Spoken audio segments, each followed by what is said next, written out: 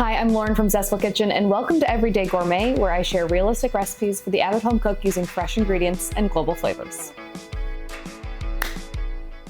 Today we're making my version of shrimp fra diavolo, and instead of being super traditional and Italian, we're gonna make a fusion dish using some Asian ingredients that add flavor and texture and freshness.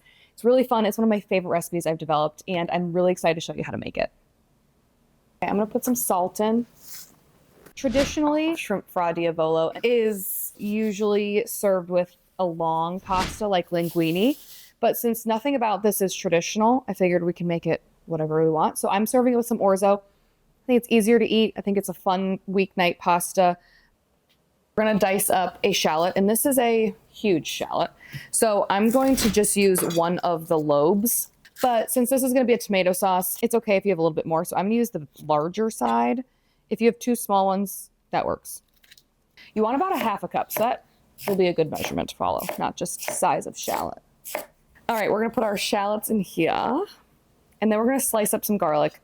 So sliced garlic is gonna be far more mild than minced or grated. Grated is gonna be the most potent garlic because you're breaking the cell walls, so you're getting out those compounds.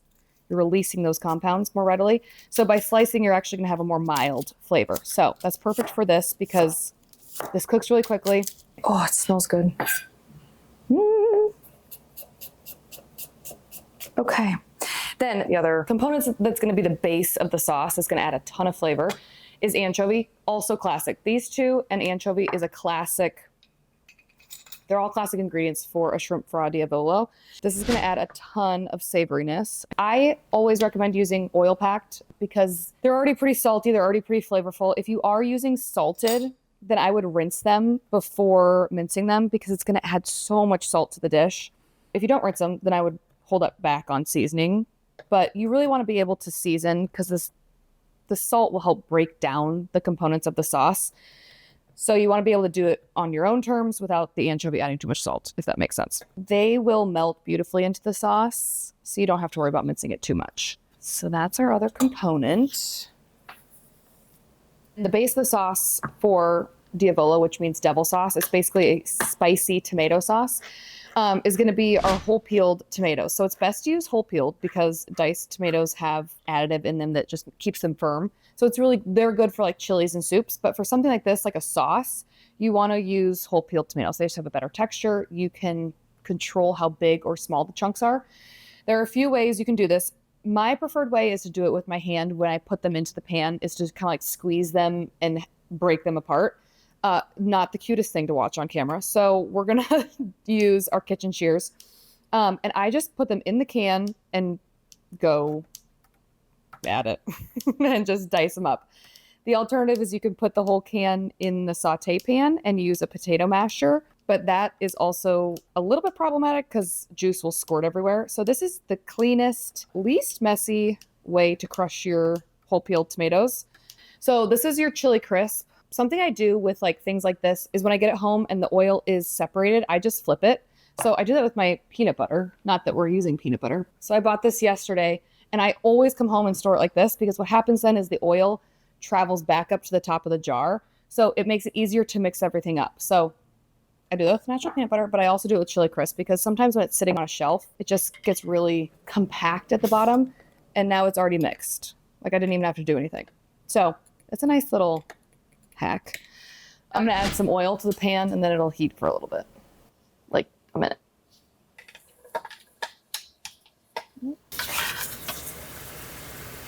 Okay. I do think shallots are one of the main differences between restaurant cooking and home cooking is that home cooks don't use shallots enough and restaurants use a ton of shallots. So it's a quick way to make dishes at home feel a little bit more elevated. We're gonna add our garlic and anchovies and then they're just gonna cook for 30 seconds and then we'll add our tomatoes.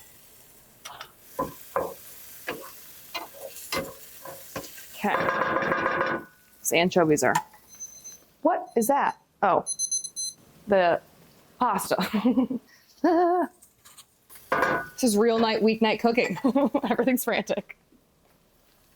All right, draining this. Oh yeah. Set that aside. All right, we're going out with the tomatoes.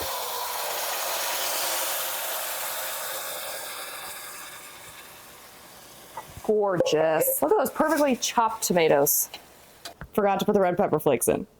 You want to put those in with the garlic, but we're gonna put them in now. So we want 3/4 teaspoon of pepper flakes. All right, I'm gonna add just a couple teaspoons of honey to balance out some of that acid. I think any good tomato sauce needs a little bit of sugar.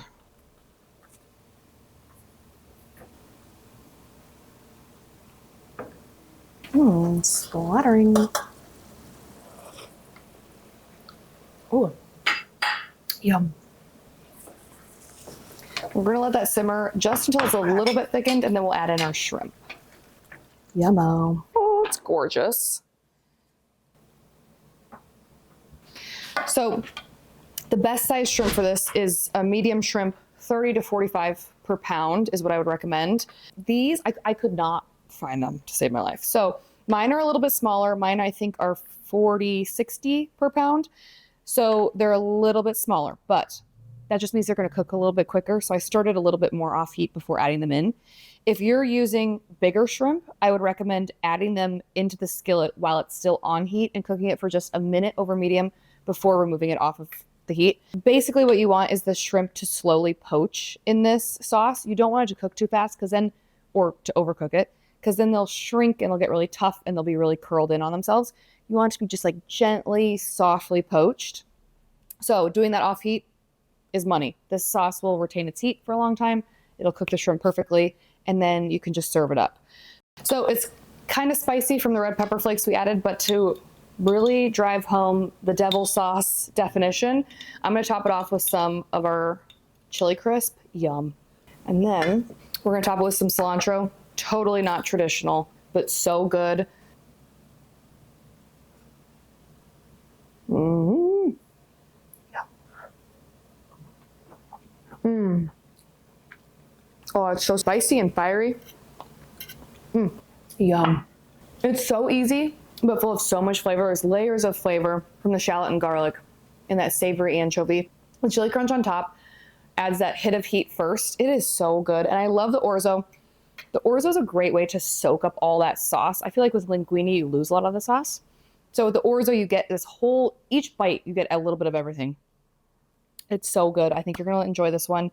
It's so quick. And play around with what kind of seafood you want to use. If you don't want to use shrimp, you could use scallops. Lobster would be great.